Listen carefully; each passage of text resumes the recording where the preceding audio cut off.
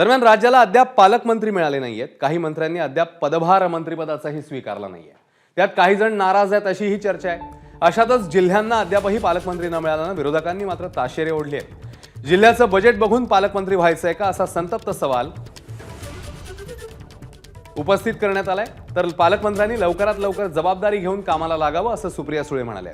येत्या सोमवारी किंवा मंगळवारी पालकमंत्र्यांची नावं जाहीर होतील अशी माहिती सामाजिक न्याय मंत्री संजय शिरसाट यांनी दिलेली आहे। पालकमंत्री पद असावं, कारण इथं निधी मोठा आहे।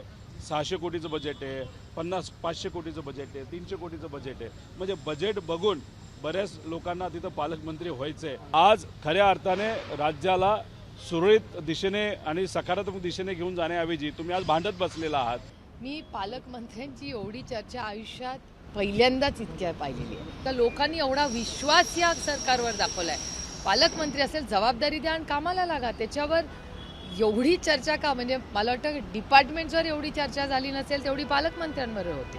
पण on a very serious note आणि माझ्या अपेक्षा देवेंद्र फडणवीसांकडून आहेत।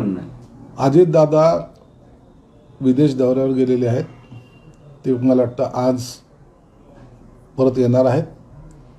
सोमवारी किंवा मंगळवारी मॅक्झिमम सर्व जिल्ह्याच्या पालकमंत्र्यांची नावं ही घोषित केली जाणार आहेत। एबीपी माझा, उघडा डोळे बघा नीट।